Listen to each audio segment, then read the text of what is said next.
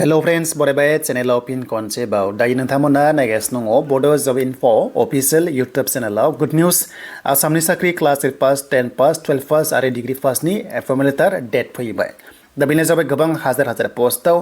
गोदान post apply date 2026 आरो लोगोसे BTC साख्रि एपइन्टमेन्ट डेटनि सायावबो जों कभार खालामगोन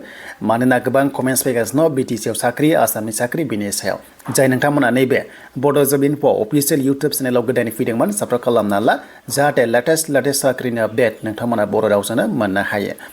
दा जों फैबाय अफिसियेल साइटआव फैनाय लोगो लोगो Gr-3 आरो Gr-4 जाय नोंथांमोना पास खालामना दोनदोंमोन दा बिनि फाइनाल एपइन्टमेन्ट डेट फैबाय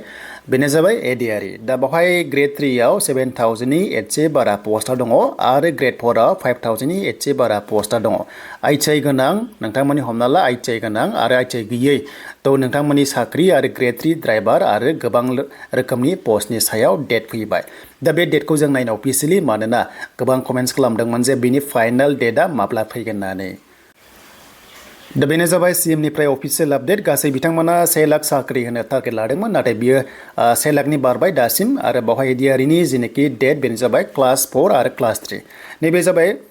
4 क्लास माने Gr-4 आरो लोगोसे नैबे जाबाय 3rd ग्रेड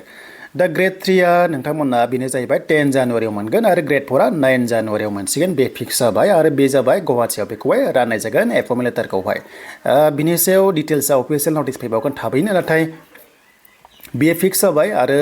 बावहाय गासै 20,000 नि खाथिनि एसे बारा दङ पोस्टआ एक्चुअली एसे बारा पोस्ट दङ दा बिनि गेजेराव नोंथांमोना नेक्स्ट लेभेलाव 3.0 आ एप्लाइ जासिगोन बेनो जाबाय 3.0 नाथाय बे एग्जामा आं सानो 2026 नि अक्ट'बर एबा नभेम्बरावसो जागोन बायदि मानो होनोब्ला इलेक्शना फैगौ बेनो जाबाय एप्रिल दाननि फार्स्ट सप्तायाव फैनो हागौ दा 27 एबा 28 एबा 29 फेब्रुवारि बेखिनियाव MCC नांनो हागौ MCC नांबाथ' एग्जाम जाया नालाय एप्लाइआ जानो हागौ नैबे दा बावैनो बेखौ रानखांनाय लोगो लोगो अलमस्ट 10,000 पोस्ट खाथियाव फैनो हागौ एसे बारा फैनो हागौ नाथाय बेखिनि 10,000 खौ जों लाथ'दों दा बे एप्लाइ जागोन नाथाय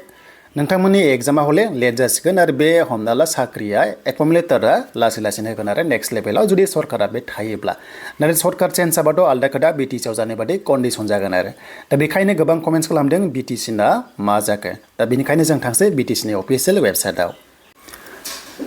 दायो जों फैबाय BTC आव दा BTC फैनाय लोगो लोगो फार्स्टआवनो गुड निउसआ बेनो नैबे CSP जों बेयो कानेक्ट गैया बेनो जाबाय TET आ अके स' बे TET नि LP आरो UP पोस्टआ 9084 ना मा पोस्टआ दङ होननानै ससियेल मिडियायाव मा बुंगासिनो दङ दा बिनि एपइन्टमेन्ट लेटारखौथ' जों जानुवारियाव मोनगोन रोखा जाबाय नाथाय डेटखौ जों हमना लायो बेनो जाबाय 12 नङाबा 13 आरो 14 स' बे मोनथाम डेटआव एपइन्टमेन्ट लेटारखौ मोननो हागौ आरो काट अफ होनोबा बर' मिडियामावहाय हमना ला 57 एबा 58 आ थांगोन बायदिखौ नुहुरदों गुबुना बेसेबां आं बेखौ मिन्थिया बिनिफ्राय UP लेभेलाव अके स' 60+ थांनो हागौ नामा बे जाबाय UP लेभेलाव बर' मिडियामावहाय बाट LP आ 60 नि गाहायाव दङ दा बेनो आरो एपइन्टमेन्ट लेटारा जानुवारियाव मोनसिगोन बेनो जाबाय TET हिसाबै नाथाय Gr-3 आरो लोगोसे Gr-4 आ बियो हले इलेक्शननि खाथि खालायावसो माने एबा उनावसो जासिगोन बायदि हमना ला मे आरो जुनावहाय जाहैनो हागौ मानोना दासान्दि CSB आनो गोदान दासिमबो फैयाखै थ' दानि गोदान सरकारा दासिमबो CSB खौहाय गोदानै दानो हाथ'वाखै डेट मिन्स मा साख्रिखौ बिथांमोना दानो होथ'नो हाया आरो नोंथांमोननि 100 कौटि बिनि सायाव दासिमबो बाजेट गैथ'वा अके माने इयुथ्सखौ बुंदोंमोन ना 1 कौटि स्किम होगोन होननानै नाथाय टटेलि दासिम बाजेट गैथ'वा मानोना माखासे बाजेटआ फैयाखै जानांगौ जेब्ला फैयो नोंथांमोना एनाउन्स खालामनायखौ अफिसियेलि मोननो हागोन आरो दासिम गैथ'वा दा बेखायनो जोंनि नुनायाव Gr-3 आरो Gr-4 आ जि प्रसेस जाया मानो बियो आसाम विधान सभा इलेक्शननि उनावसो जासिगोन बायदि मोनहरदों बेनो जाबाय मे एबा जुन आरो जुलाइयावहाय बियो जागोन बायदि आरो नाथाय बिनि सिगांथ' जुदि CSP आ जुदि दंमोनब्ला होगौमोन नाथाय CSP आथ' केन्सेलेसन नटिस फैबाय नालाय दा मा जायो जुदि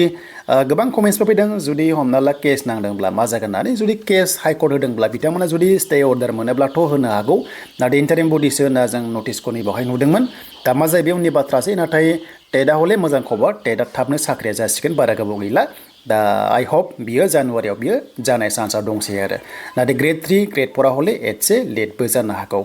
दा मा जायो सरकारा मा थांखि लायो नेक्स्ट लेभेलाव नोंथांमोना बेखौ मोनफिनगोन